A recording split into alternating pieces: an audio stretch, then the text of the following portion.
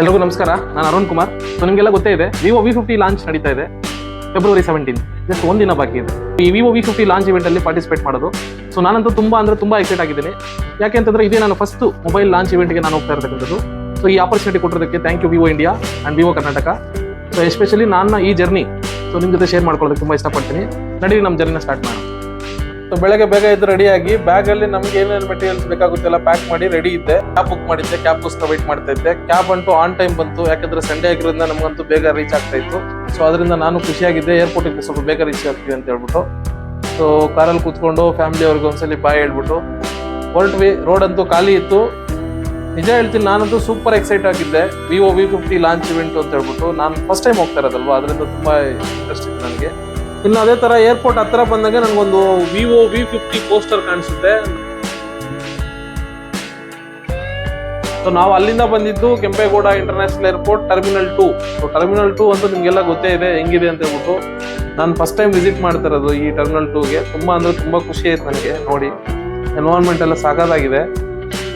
ನಾವು ಬಂದು bag ಚೆಕಿಂಗ್ಗೆ. So checking ಅಲ್ಲಿ ನಮ್ಮೆಲ್ಲ ಮೆಟೀರಿಯಲ್ ಎಲೆಕ್ಟ್ರಾನಿಕ್ಸ್ ಎಲ್ಲ ಆಚೆ ಇಡಬೇಕಾಗಿತ್ತು. ಎಲ್ಲ ಆಚೆ ಇಟ್ಟು, ಸೊ ಎಸ್ಪೆಷಲಿ ಹೇಳ್ಬೇಕಂದ್ರೆ ಪವರ್ ಬ್ಯಾಂಕು, ಈ ಲ್ಯಾಪ್ಟಾಪ್ಸು, ಮೈಕ್ಸು ಏನೇ ಯೂಸ್ ಮಾಡ್ತಾ ಇದ್ರು ಕೂಡ ನೀವು ಆಚೆ ಇಡಬೇಕಾಗುತ್ತೆ. Plus super excited to be part of Vivo V50 launch. Just one more day to go. So I am super excited be a part of Vivo V50 launch. ಇನ್ನು ಅಲ್ಲಿಂದ ನಾನು ಹೊರಟುಬಿಟ್ಟು ಕೆಲವೊಂದು ವಿಡಿಯೋ ಶೂಟ್ನ ಮಾಡಿಕೊಂಡು, ಪ್ಲಸ್ ನನ್ನೊಂದು ಫೋಟೋಸು ಕ್ಲಿಕ್ ಮಾಡಿಕೊಂಡು ಅಲ್ಲಿಂದ ನಾನು ಹಿಂದೆ ಹೊರಟೆ.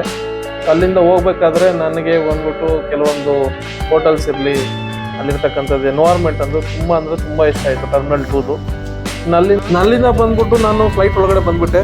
ಸೊ ಫ್ಲೈಟ್ ಒಳಗಡೆ ಬಂದು ಕೂತ್ಕೊಂಡು, ಸೊ ಅಲ್ಲಿಂದ ನಂದು ಬಂದು 3 row ಸೀಟ್ ಇತ್ತು. ಸೊ ಆಲ್ಮೋಸ್ಟ್ ಫ್ಲೈಟ್ ಎಲ್ಲ ಫುಲ್ ಆಗಿತ್ತು.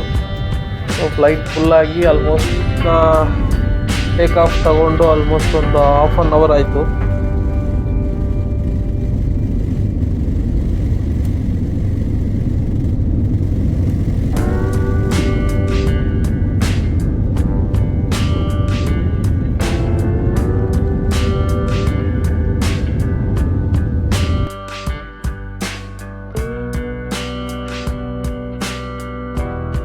ಅಲ್ಲಿಂದ ಬಂದು ಸೇಫ್ ಆಗಿ ಬಂದು Delhi international airport, Indira Gandhi Delhi international airport land ಆಯಿತು. ಸೊ ಅಲ್ಲಿಂದ ಬಂದ್ಬಿಟ್ಟು ನಾವು ಕೆಲವೊಂದು ಫೋಟೋಸು ಪ್ಲಸ್ ವಿಡಿಯೋಸ್ ಶೂಟ್ ಮಾಡ್ಕೊಂಡ್ವಿ.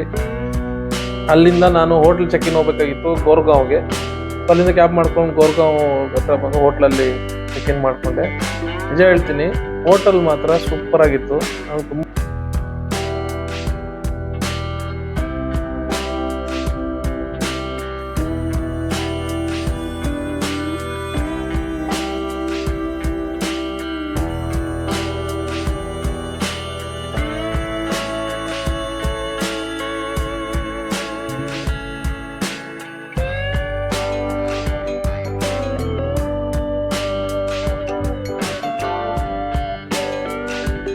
ಅಲ್ಲಿಂದ ಬಂದು ರಿಸೆಪ್ಷನ್ ಅಲ್ಲಿ ಚೆಕ್ ಇನ್ ಮಾಡೋಕ್ಕೆ ನಮ್ಮ ಡೀಟೇಲ್ಸ್ ಎಲ್ಲ ಕೊಟ್ಟು ಚೆಕ್ ಇನ್ ಮಾಡ್ಕೊಂಡ್ವಿ. ಪ್ಲಸ್ ಅವ್ರ ಕಡೆಯಿಂದ ರೂಮ್ ಕಾರ್ಡ್ ಅಂತ ಸೈನ್ ಮಾಡಿದ್ರು.